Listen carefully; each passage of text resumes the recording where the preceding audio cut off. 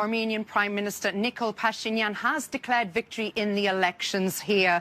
He celebrated in the early hours with his civil contract party, and he called it a historic victory, the win. Now, over 60% of the votes have been counted. It's not an absolute win, but it is, of course, a majority, which is all he needed, a sound 54% of those votes counted. Clearly, Armenia is turning a page in its rather tumultuous past couple of decades. Now, the Georgian Prime Minister was the first leader to congratulate Mr. Pashinyan on that win after just a few votes were actually counted. And Mr. Pashinyan's main opposition, of course, was the Russian billionaire, the Russian Armenian billionaire, Samvel Karapetyan, who actually ran under house arrest. He'd been accused of trying to overthrow the government here.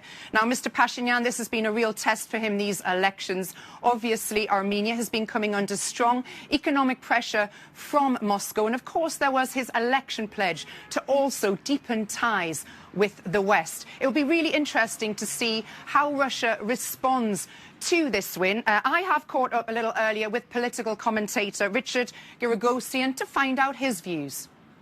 These are pivotal parliamentary elections in Armenia for two main reasons. First, despite the geopolitical context, the real issue here is on sustaining the momentum of the government's policies in terms of normalizing relations with neighbors and diplomatic engagement with Azerbaijan and Turkey. The second real importance of this election is it is Armenia's third back-to-back genuinely free and fair election, which is an underestimated element of the need to strengthen and consolidate democracy in this region. What is expected is a recently re-elected Prime Minister of Armenia going first to Moscow to reassure Russia that Armenia remains committed to the Eurasian Economic Union. Russia, in turn, will ease restrictions on Armenian imports and exports. Yet Russia, over the longer term, does rely on economics and trade as structural leverage over Armenia.